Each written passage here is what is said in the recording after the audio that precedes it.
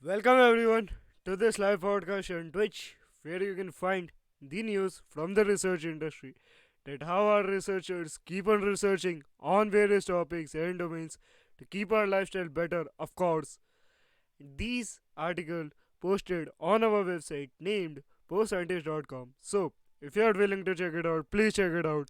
Otherwise, listening to this podcast will be enough for you guys, as it acts like an archive on the daily basis, providing you the information from the research industry itself. So, without wasting any further time, let's get started with the first topic of the day.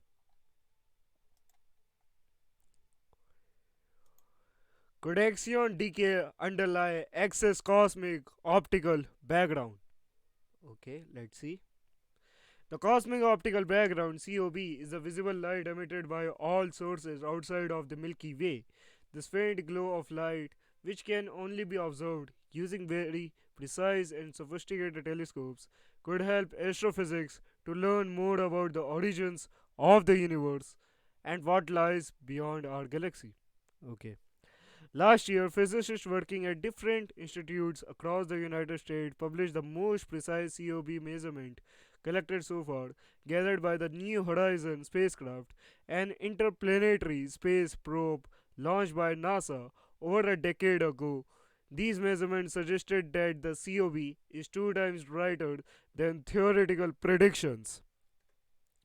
Researchers at Johns Hopkins University have recently carried out a theoretical study exploring the possibility that this observed excess light could be caused by the decay of a hypothesized type of dark matter particles known as axions.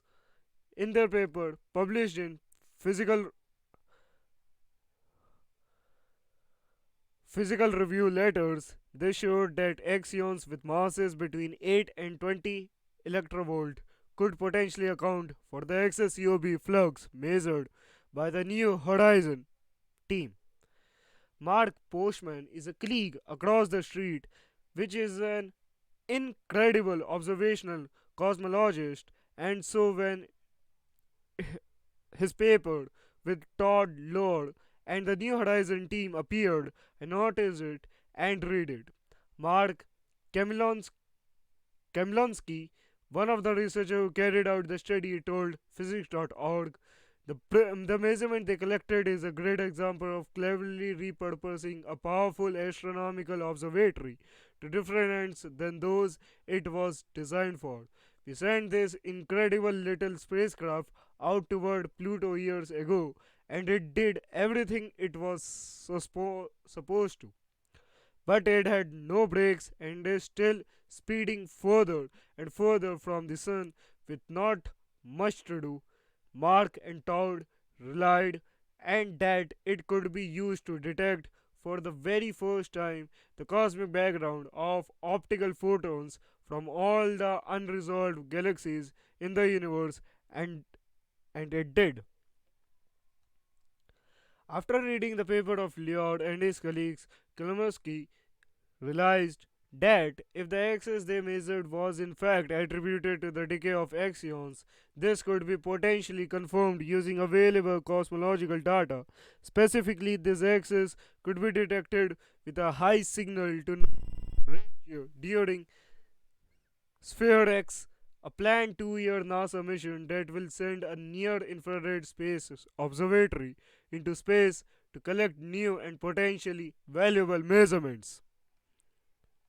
Our calculations are em- embarrassingly simple, as they are the types of calculation that we and tons of other people have been doing for years, Kamnowski explained. The idea that two photon decay of an axion could help to a cosmic signal was already around when I was a graduate student over 30 years ago. Our work simply involves summing the photons from all those produced uh, by axion decay over time, a simple integral. We had to get some factors of cosmic redshift in there correctly, but that's homework problem in a typical cosmology class. Overall, the calculation performed by Kalmowski and his colleague highlighted the possibility by confirming or disproving the connection between axion dark matter decay and the recently observed excess COB using future line intensity mapping LIM measurements said to be collected by NASA's SphereX satellite. SphereX is expected to launch in 2025, collecting measuring near infrared signal originating from approximately 450 million galaxies. The researchers at Johns Hopkins have already published a follow up paper where they explored the consistency of the axion decay scenario with existing constraint to COB from gamma rays. NASA Fermi telescope has obtained gamma ray energy spectra from over 8,000 blazars, and the highest energy gamma rays can be attenuated by production of electron positron pairs via scattering with COB photons. Kamnowski added, in our new study, we modeled the attenuation expected from this COB scattering, and by comparing with Fermi data were able to place an upper limit to the COB background from dark matter decay, which will still consistent with the COB axis infrared from new horizons. My student Gabrielio Sato Polito has also been working with Dan Green, Haverford College, looking in deep VLT images of several high redshift clusters for dark matter decay lines. These measurements should allow us to probe some but not all of the parameter space for dark matter decays consistent with the New Horizon axis. Okay, I guess I have no such clue or heavy any input by my side because I'm not into the astronomy side, and I understand the basics but not overall. So really sorry, guys. A memristor crossbar based learning system for scalable and energy efficient AI. Okay, let's see. Deep learning models have proven to be highly valuable tools for making predictions and solving real world tasks that involve the analysis of data. Despite their advantages, before they are deployed in a real software and devices such as cell phones, these models require extensive training in physical data centers, which can be both time and energy consuming. Researchers at Texas A&M University, Rain Neuromorphics, and Sandia National Laboratories have recently devised a new system for training deep learning models more efficiently and on a large scale. The system, introduced in a paper published in Nature Electronics, relies on the use of new training algorithms and memristor crossbar hardware that can carry out multiple operations at once. Most people associate AI with health monitoring in smartwatches, face recognition in smartphones, etc. But most of AI, in terms of energy spent, entails the energy of AI models to perform these tasks. Suhas Kumar, the senior author of the study, told TechExplode. Training happens in warehouse sized data centers, which is very expensive both economically and in terms of carbon footprint. Of course, only fully trained models are then downloaded onto our low power devices. Hmm. Essentially, Kumar and his colleagues set out to devise an approach that could reduce the carbon footprint and financial costs associated with the training of AI models, thus remaining thus making their large scale implementation easier and more sustainable. To do this, they had to overcome two key limitations of current AI training practices. The first of these challenges is associated with the use of inefficient hardware systems based on graphic processing units (GPU), which are not inherently designed to run and train deep learning models. The second entails the use of ineffective and math heavy software tools, specifically utilizing the so called back propagation algorithm. Our objective was to use new hardware and new algorithm, Kumar explained. We leveraged our previous 15 years of work on memristor based hardware, a highly parallel alternative to GPUs, and recent advances in brain like efficient algorithms, a non back propagation local learning technique. Through advances in hardware and software existed previously, we co-designed them to work with each other, which enabled very power efficient AI training. The training of deep neural networks entails continuously adapting its configuration, comprised of so-called weights, to ensure that it can identify patterns in data with increasing accuracy. This process of adaptation requires numerous multiplication, which conventional digital processors struggle to perform efficiently, as they will need to fetch weight related information from a separate memory unit. Nearly all training today is performed using the back propagation algorithm, which employs significant data movement and solving math equations and is thus suited to digital processors. Sun Yi, lead author of the study, told Tech Explode. As a hardware solution, analog memristor crossbars, which emerged within the last decade, enable embedding the synaptic weight at the same place where the computing occurs, thereby minimizing data movement. However, traditional backpropagation algorithms, which are suited for high precision digital hardware, are not compatible with memristor crossbars due to their hardware noise, errors, and limited precision. As conventional backpropagation algorithms were poorly suited to the system they envisioned, Kumar, Yi, and their colleagues developed a new co-optimized learning algorithm that exploits the hardware parallelism of memristor crossbars. This algorithm, inspired by the difference in neuronal activity observed in neuroscience studies, is tolerant to errors and replicates the brain ability to learn even more sparse, poorly defined, and noisy information. Our algorithm hardware system studies the difference in how the synthetic neurons in a neural network behave differently under two different conditions, one where it is allowed to produce any output in a free fashion, and another where we force the output to be the target pattern we want to identify. Yi explained.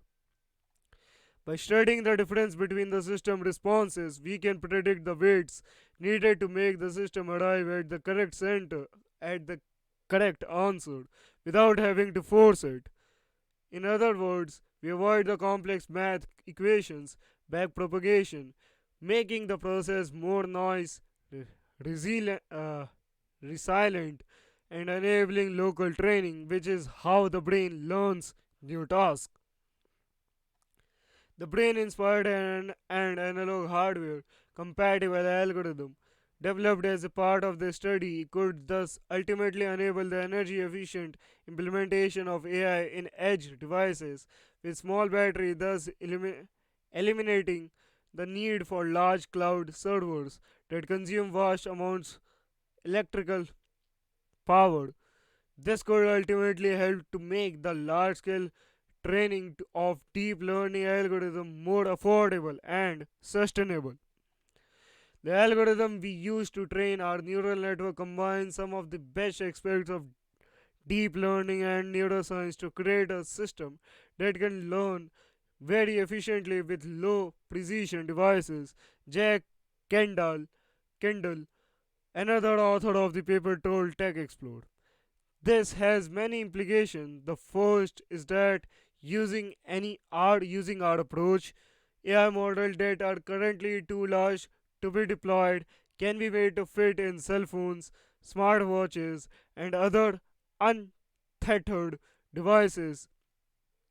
Another is that these networks can now learn on the fly while they are deployed, for instance, to account for changing environments or to keep user data local, avoiding sending it to the cloud for training.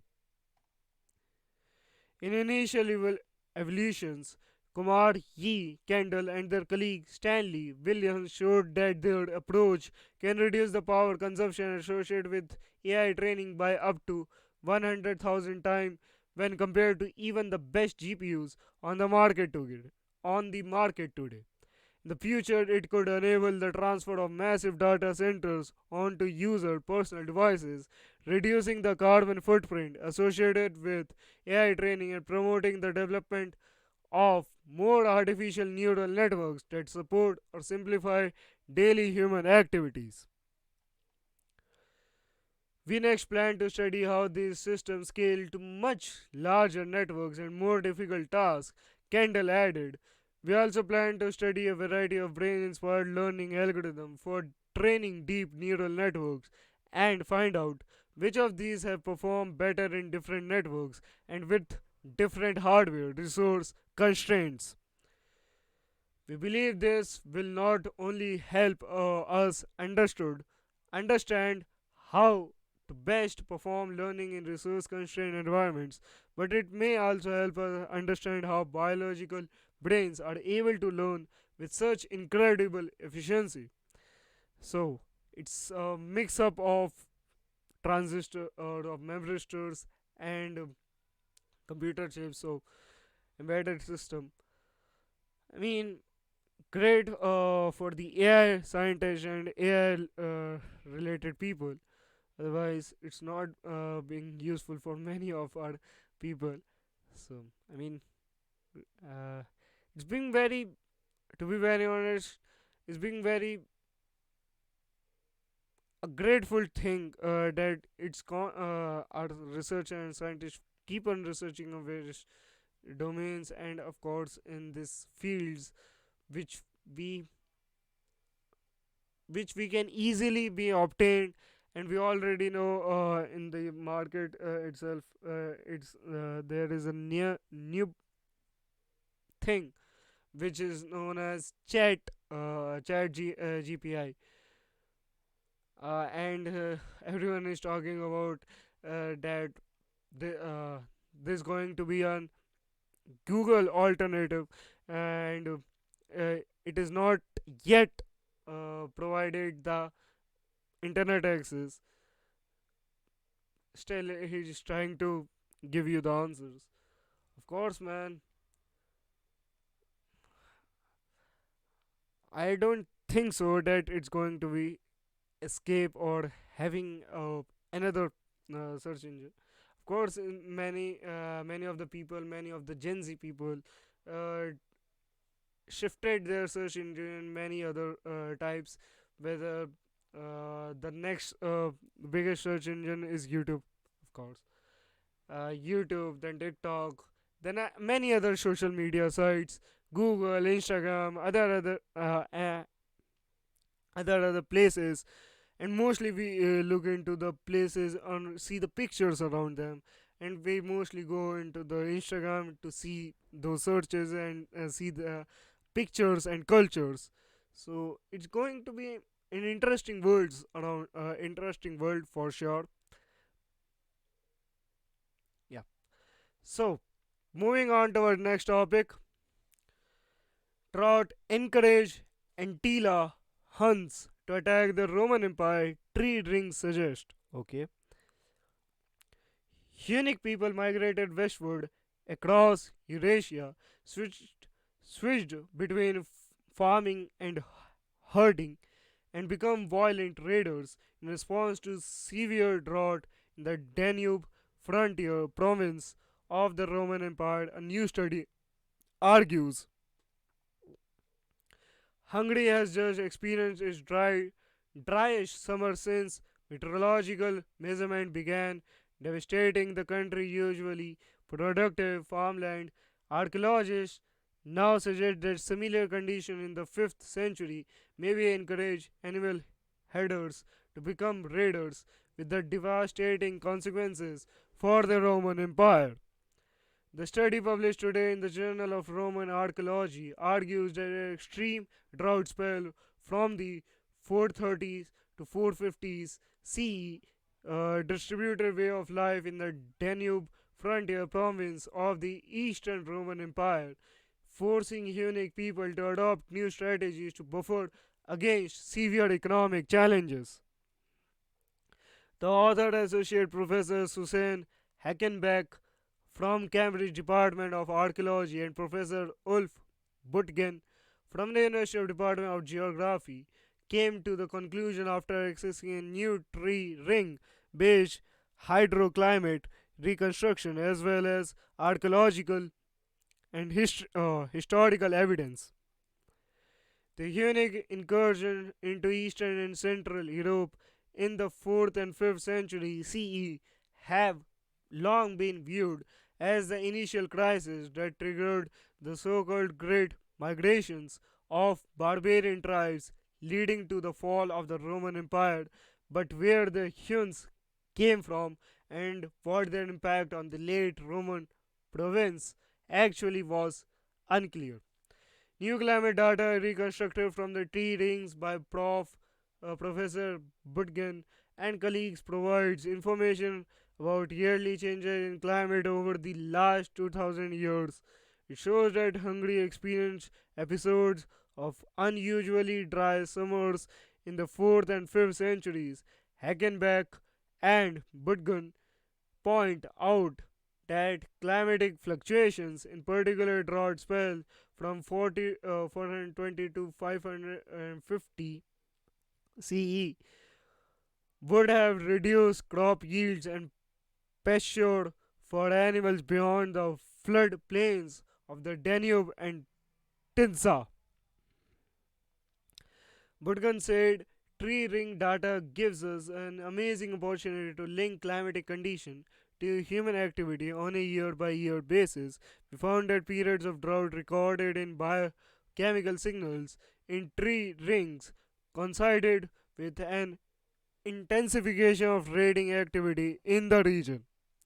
Recent isotopic analysis of skeletons from the region, including by Dr. Hackenbeck, suggests that Hunnic peoples responded to climate stress by migrating and by mixing agriculture and pastoral diets.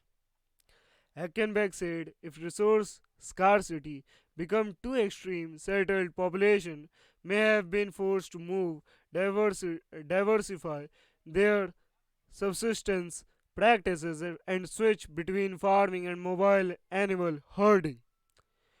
This could have been important insurance strategies during a climatic downturn. But the study also argues that some Hunnic people dramatically changed their social and political organization to become violent raiders.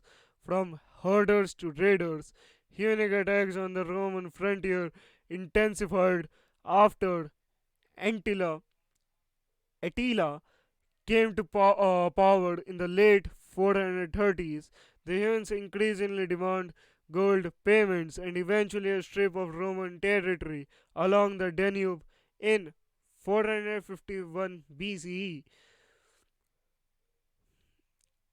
In 451 CE, the Huns invaded Gaul and a year later they invaded northern Italy.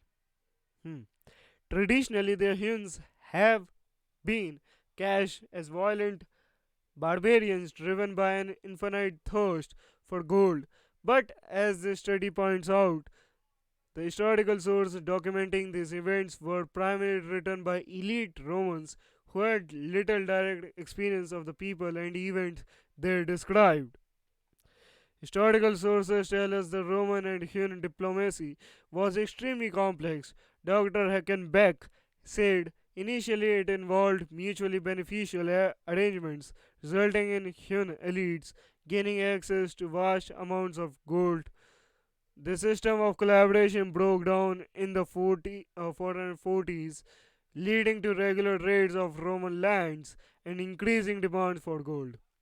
The study argued that if current dating of event is correct, the most devastating Hunnic incursion of 447, 451, and 452 CE coincided with extremely dry summers in the Carpathian Basin. Heckenberg said climate induced economic disruption may have required Attila and others of high rank to extract gold from the Roman province to keep war bands and maintain inter elite loyalties. Former horse riding animal herders appear to have become raiders. Historically, sources described the Huns at the time as a highly stratified group with a military organization that was difficult to counter even for the Roman armies. Hmm. The study suggests that one reason why the Huns attacked the province of Thrace and Elysium in 422 to 442 and 447 CE was to acquire food and livestock rather than the gold, but except the concrete evidence is needed to confirm. Hmm. The authors also suggest that Attila demanded a strip of land 5 days' journey wide along the Danube because this could have offered better grazing in a time of drought.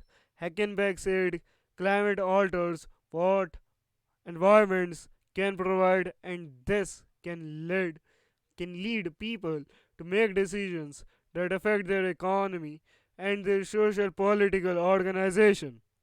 Such decisions are not straightforwardly rational, nor are their consequences necessarily successful in the long term. This example from history shows that people respond to climate stress in complex and, and unpredictable ways, and that short term solution can have negative consequences in the long term. By the 450 CE, just a few decades of their appearance in Central Europe, the Huns had disappeared. Attila himself died in 453 CE. Hmm. Okay. So, uh, through this article, we've been considered or tried to find the historical evidences, of course, and relating the story, connecting the dots between how the people's surviving those difficult times and how these peoples fought for their life. So, I mean, yep, and how uh, tree rings important for everyone to have on the region. Hmm. Moving on to our next topic, early humans may have first walked upright in the trees. Human bep- bep- walking upright on two.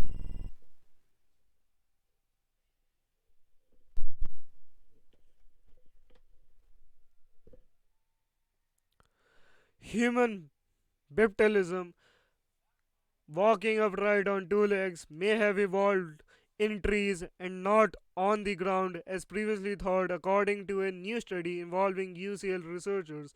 In the study published today in the journal Science Advances, researchers from UCL and the University of Kent and Duke University, US, explored the behaviors of wild chimpanzees, our closest living relative, from the Isa Valley of western Tanzania within the region of the East African Rift Valley. Known as savanna mosaic, a mix of dry open land with a few trees and patches of dense forest, the chimpanzee's habitat is very similar to that of our earliest human ancestors and was chosen to enable the scientists to explore whether the openness of this type of landscape would have encouraged bipedalism in Homians. The study is the first of its kind to explore if savanna mosaic habitats would account for increased time spent on the ground by the Isa chimpanzees and compare their behavior to other studies on their slowly forest dwelling cousins in other parts of Africa. Overall, the study found that the Isa chimpanzees spent as much time in the trees as other chimpanzees living in dense forests, despite their more open habitat and were not more terrestrial land based as expected. Furthermore, although the researcher expected the Isa chimpanzees to walk upright more in open savanna vegetation, where they cannot easily travel via the tree canopy, more than 85% of occurrence of bipedalism took place bip- bipedalism bipedalism took place in the trees. The author said that their findings contradict widely accepted theories that suggest that it was an open dry savanna environment that encouraged our prehistoric human relatives to walk upright and instead suggest that they may have evolved to walk on the 2 feet to move around the trees. Study co-author Dr. Alex Pearl, UCL Anthropology, said we naturally assume that because ESA has fewer trees than typical tropical forests where most chimpanzees live, we would see individuals more often on the ground than in the trees. Moreover, because so many of the traditional drivers of bipedalism, such as carrying objects or seeing over tall grass, for example, are associated with being on the ground, we thought we did naturally see more bipedalism here as well. However, this is not what we found. A study suggests that the retreat of forests in the late Miocene Paleocene era, around 5 million years ago, and the more open savanna habitats were in fact not a catalyst for the evolution of bipedalism. Instead, trees probably remained essential to its evolution, with the search for food producing trees a likely driver of this trait. To establish their finding, the researcher recorded more than 13,700 int- uh,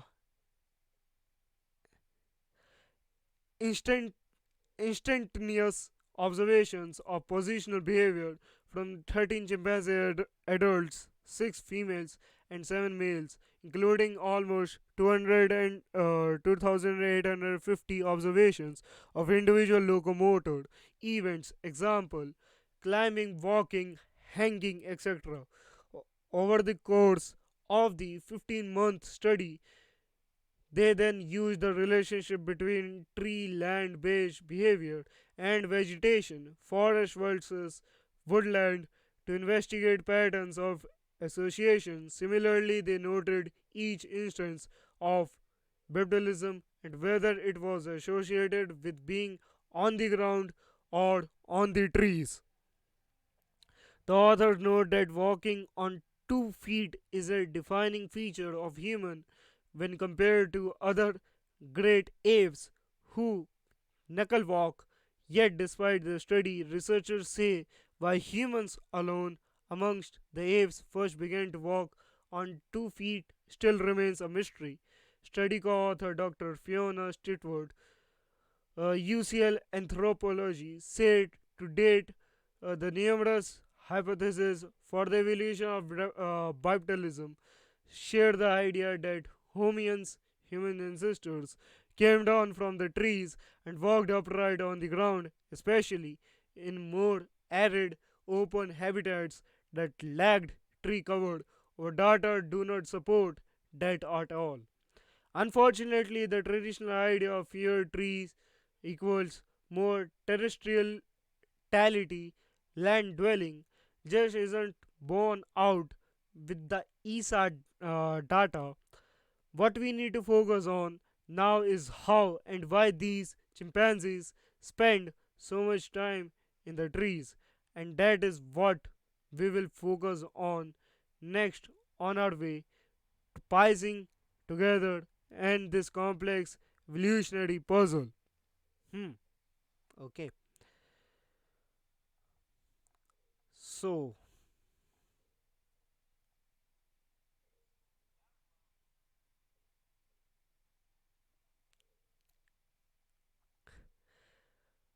it's like we have been searching long ago that how Homo sapien really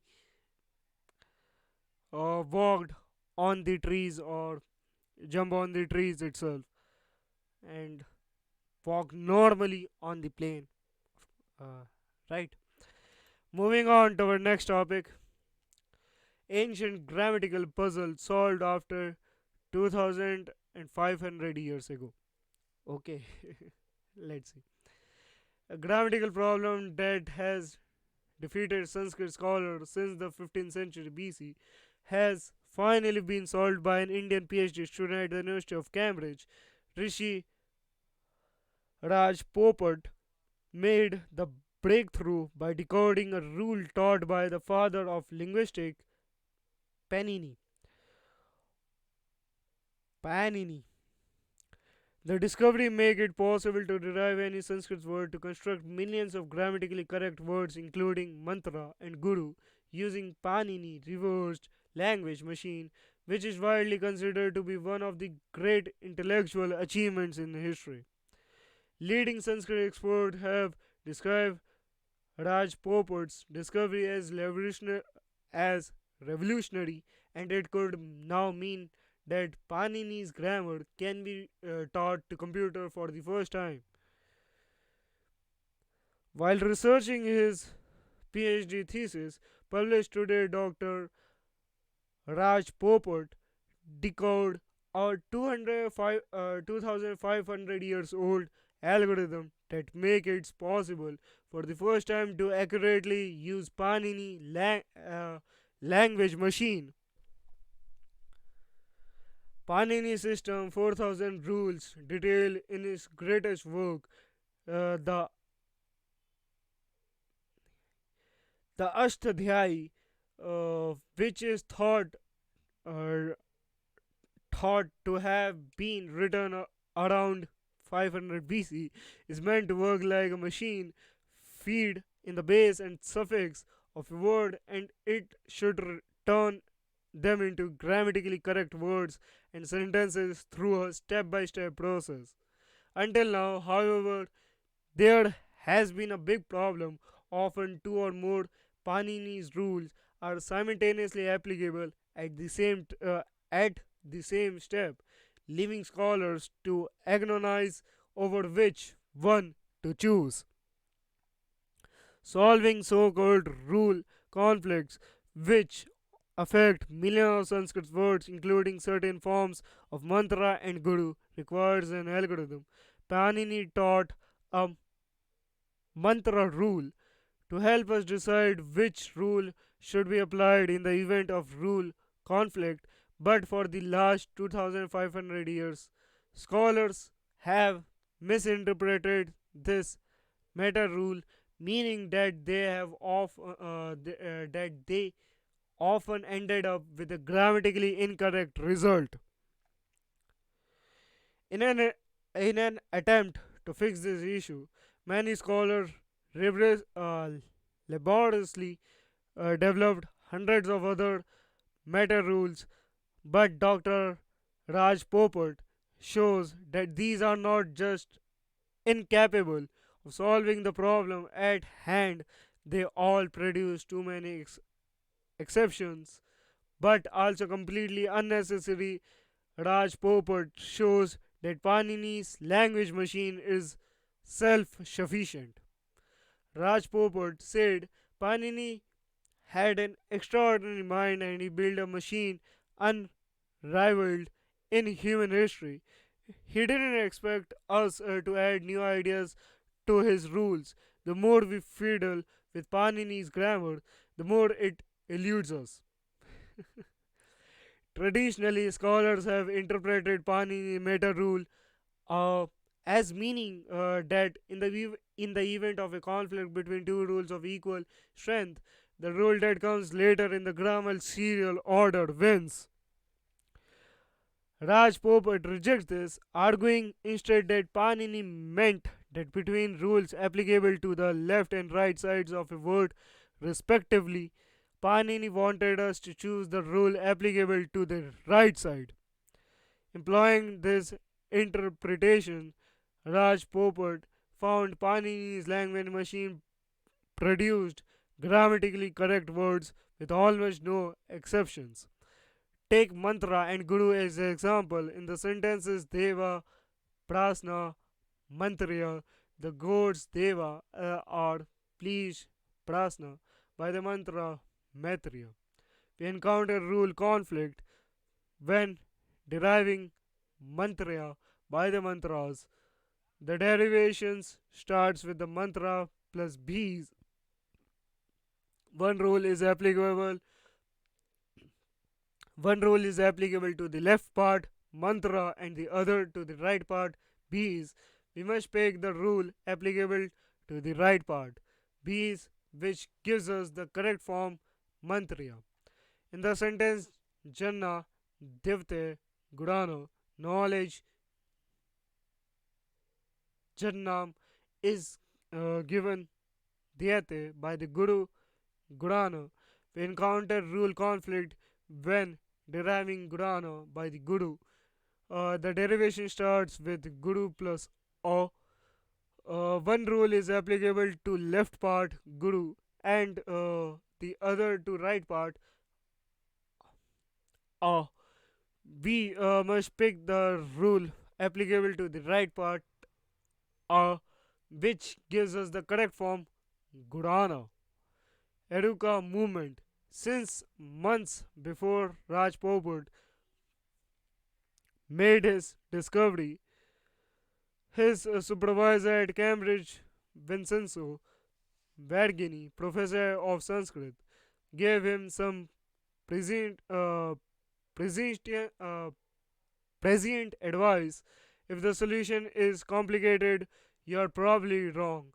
Raj Popat said, I had an Educa movement in Cambridge. After 9 months trying to crack this problem, I was almost ready to quit. I was getting nowhere. So I closed the book for a month and just enjoyed the summer swimming, cycling, cooking, praying, and meditating. Then uh, begrudgingly, I went back to work, and within minutes, as I turned the pages, this pattern starts emerging, and it all started to make sense. There was a lot more work to do, but I did found the biggest part of the puzzle. Over the next few weeks, I was so excited I could sleep and would spend hours in the library, including in the middle of the night, to check what I did found and solve related problems. That work took another 2.5 years. Significance. Professor Vincenzo Varghini said, my student Rishi has cracked it. He has found an extraordinarily elegant solution to a problem which has perplexed scholars for centuries. This discovery will revolutionize the study of Sanskrit at a time which, when interest in the language is on the rise.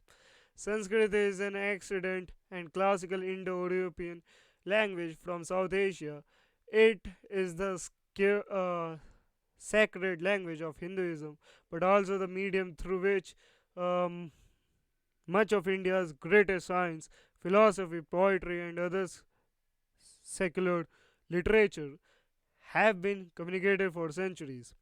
While only spoken in India by an estimated 25,000 people, today Sanskrit has growing politically significance in India and has influenced many other languages and cultures around the world. I like to add some more things. I mean, many of the people and many of the most people around in India or the South Asia part doesn't resemble or doesn't even count those things yet. But any of those things which is being proven or having the rise which the article already said, that It's a very important language where many of our previous philosophers, previous scientists, which here we called as pundits or mm, Brahmins, many of the people will disfollow this or dislike this term, but we called him or him as pundits or Brahmins. So it's more likely it's not about the people who try to follow or those things that he is from that part only is going to follow that script only. It's not like that. It's a different thing. It's some if I going to explain more thing, it's a multiverse thing. Like in our Hinduism we said that uh, if a person is getting a reward or is getting a money from a work, he is a shudra by profession. If even if he is born in the Kshatriya family or a warrior family, so if he is giving a service or getting paid from any other person, it's going it's basically a shudra who is getting their money. So it's more likely a balanced thing. It's not like a Brahminical patriarchy that Brahmins are the superior ones and the Shudra are the lower ones. It's not like that. If you read the manuscript, then you have then you have understand this type of terminologies which I said in right now. So yep.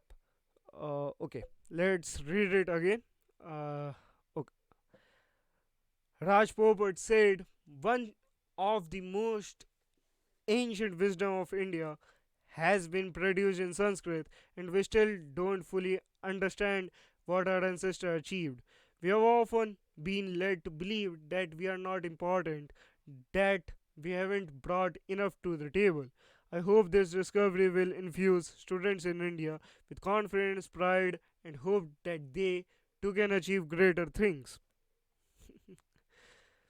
A major implication by Dr. Raj Popat discovery is that now that we have the algorithm that runs Panini's grammar, we could potentially teach this grammar to computers. Raj Popat said computer scientists working on a natural language processing gave up on rule based approaches over 50 years ago. So, teaching computers how to combine the speaker intention with the Panini's rule based grammar to produce human speech would be a major milestone in the history of human interaction with machines as well as the India intellectual history. The research is published in the journal Apollo, University of Cambridge repro- uh, repository. Hmm. Okay, okay. Moving on to our next topic, and I like to add one more thing that these researches will going to be uh, a success on quantum computing, which we already have been trying to accomplish those things or trying to getting those things. So it's been very useful in the application in the quantum computer itself. So okay, uh, that's it. Religion is not the factor that most influences rejection of evolutionary theory in school study says. Okay, let's see. It's more like a philosophy topic, so let's understand it. Religion influences secondary school students' understanding and acceptance of evolutionary theory, but social and cultural factors such as nationality, perception of science, and household incomes are more influential. According to a study involving 5,500 Brazilian and Italian students aged 14 to 16. An article on the study is published in the journal PLOS 1. The participants were asked to agree or disagree with a number of statements relating to Earth age, the significance of fossils, and the origin of human beings, among other topics. When the researcher analyzed the result, they concluded that nationality was more relevant than religion to acceptance of theories or common ancestry and natural selection, which was greater among Italian Catholics than Brazilian Catholics. For example, while the pattern of answers are similar among Brazilian Catholic and Protestants, the result of our survey showed that a broader socio-cultural context influences acceptance of evolutionary theory. Conservative societies like Brazil tend to be more averse to the evolutionary ideas proposed by Charles Darwin and included in the school's curriculum. Nelio Blizzo, last author of the article, told Angesio Fepeps Bizo is a professor at the University of Sao Paulo School of Education (FEUSP) and the Federal University of Sao Paulo Institute of Environmental, Chemical and Pharmaceutical Sciences ICAQF Uni FESP in Brazil. Scientists at the Federal University of Mato Grosso in Brazil and the University of Trento in Italy collaborated on the study, which was part of thematic project on issues relating to the inclusion of biodiversity in the school curriculum and conducted under the aegis of FAPEP's research program on biodiversity characterization, conservation, restoration, and sustainable use, biota FEPSEPS. We wanted to investigate in more depth the clash between religion and evolution because we needed to explore the mechanism of evolution in order to understand biodiversity and its conservation. They are related. Students will better understand the consequences of extinction of a species or local and global extinction. For example, if they are familiar with such concepts as common ancestry, natural selection, and the origin of species, Bezo said. True or false? Analysis of responses to such statements as the formation of our planet occurred some 4.5 billion years ago. Humans are descended from other primate species, and fossils are evidence of being that lived in the past, among others, pointed to patterns of greater or lesser acceptance by the students. The result showed more frequent acceptance of evolutionary by Italian Catholics. The pattern of Brazilian Catholic response most resembled that of Brazilian non Catholic Christians, Protestants of various denominations.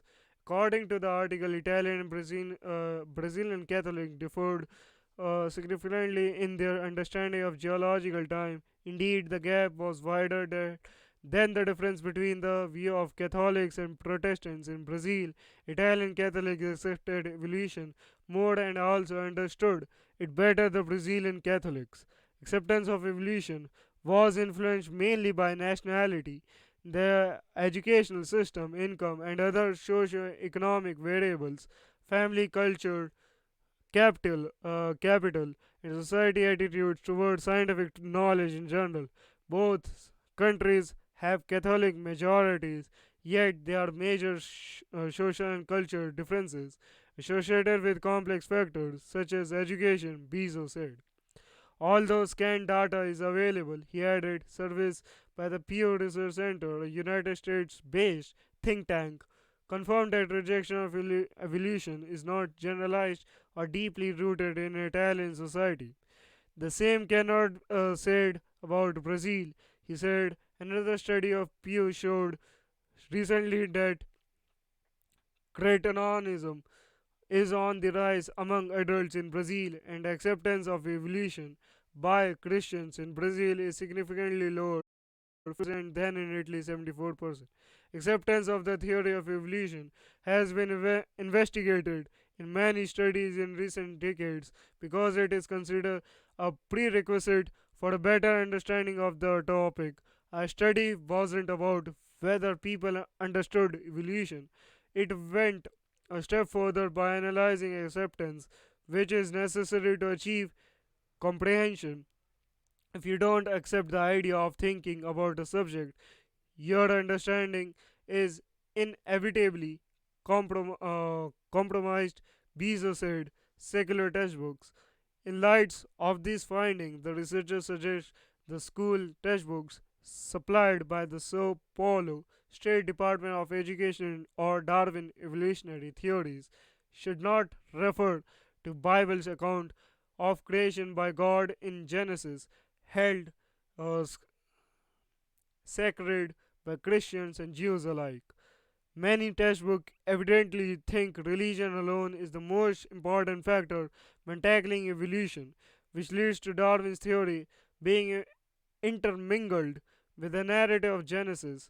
Our study showed that strong. From a theoretical standpoint, we could argue certain points re- regarding state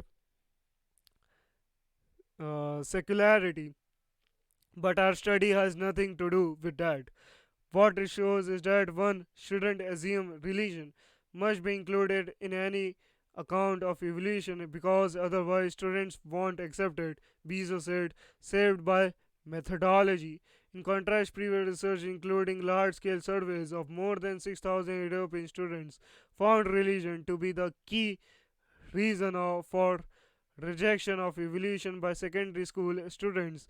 The contrast may reflect methodologically differences, according to Bezo, who explained that most studies on this topic involve Likert scale questionnaires widely used in customer satisfaction surveys. This methodology typically offers five response options. For example, in response to the statement that Earth is 4.5 billion years old, the option would probably be agree completely, agree somewhat, neither agree or disagree, disagree somewhat, disagree completely. Basically, all the possibilities. The problem is that the instrument used, the Likert scale, assigns an imprecise number to statement about scientific facts, and the variation in the answer can lead to imprecision when the scores are added up. For this reason, it's better to offer the options yes or no, or true or false in this kinds of questionnaire, he said. Moreover, he continued, the Likert scale should not be used in studies on scientific topics. We discovered that when you present a recognizably scientific statement, such as vaccines are good for our health, for your health, those who disagree know they are disagreeing with the scientific finding, just as those who agree are aware they are positioning themselves in favor of science, Bezo said. Another methodological issue is the question of anonymity in studies on sensitive subjects, such as religion. For example, surveys and polls with religious implications, especially in conservative contexts, should be conducted in such a way as to avoid what the literature calls social desirability, where respondents know what's expected of them and try to meet that expectation instead of saying exactly what they think. Social expectation may have contributed to the imprecision of the measurements made by these different studies, he said.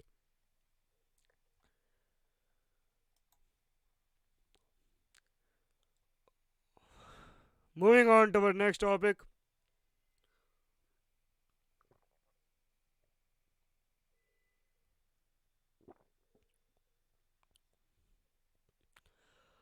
how chaos theory mediates between quantum theory and thermodynamics. A single particle has no temperature, it has a certain energy or a certain speed, but it is not possible to translate that into a temperature. Only when dealing with random velocity distribution of many particles does a well-defined temperature emerge? How can the laws of thermodynamics arise from the laws of quantum physics? This is a topic that has attracted growing attention in recent years. At TU Vienna, this question has now been pursued with computer simulations. We showed that chaos plays a crucial role.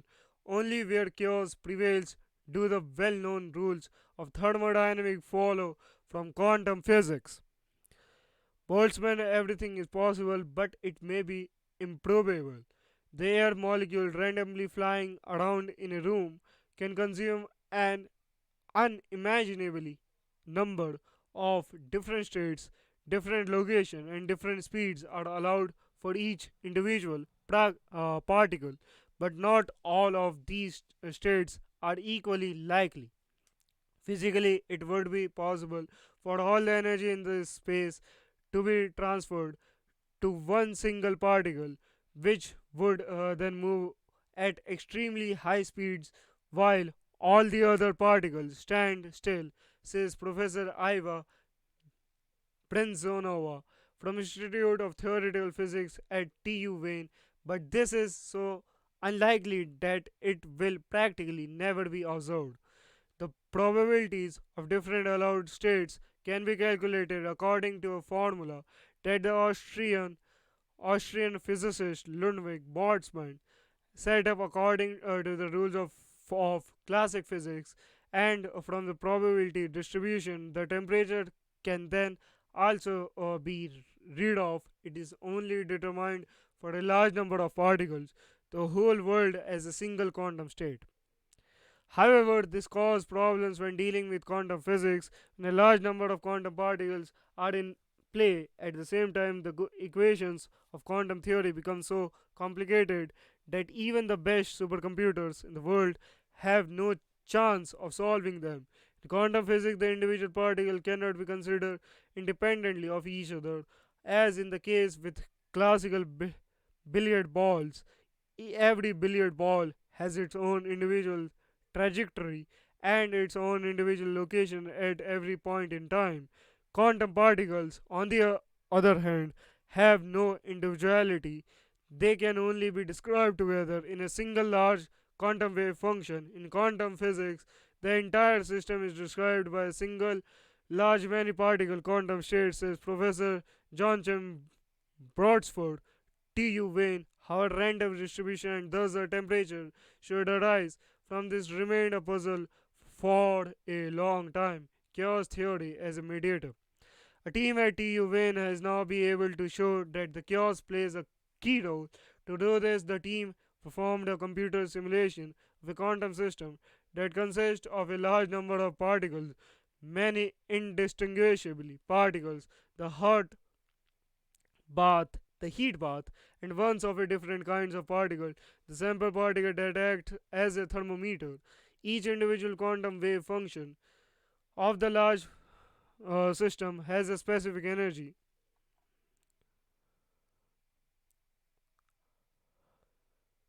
but no well defined temperature, just like a single classical particle. I will be back in a minute, guys.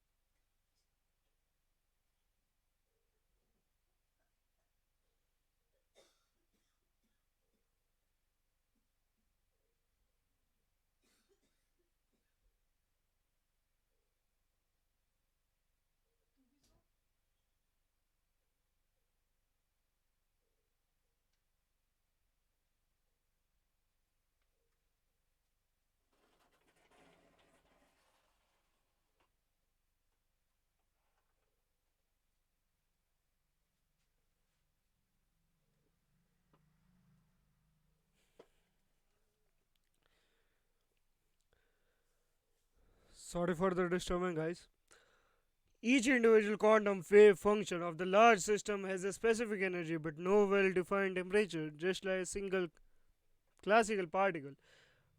But if you now pick out the sample particle from the single quantum state and measure its velocity, you can surprisingly find a velocity distribution that corresponds to a temperature that fits the well established laws of thermodynamics.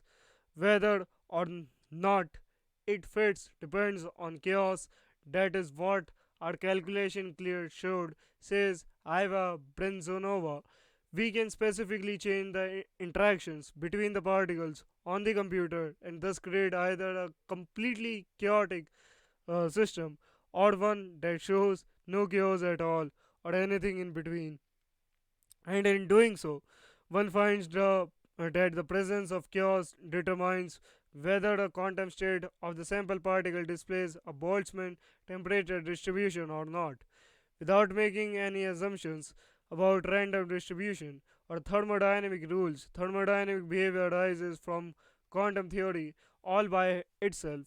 If the combined system of small particle and heat path behaves quantum chaotically, and how well this behavior fits the well known Boltzmann formula is determined by the strength of the chaos, explains Joachim Bardorfer. This is one of the first cases uh, in which interplay between three important theories has been rigorously demonstrated by many particle computer simulations, quantum theory, thermodynamics, and chaos theory. The research is published in the journal Entropy. So, I mean, how this been well connected from each other? It's being seen, and at last, I just wanna say, you guys, keep researching, stay curious, stay healthy.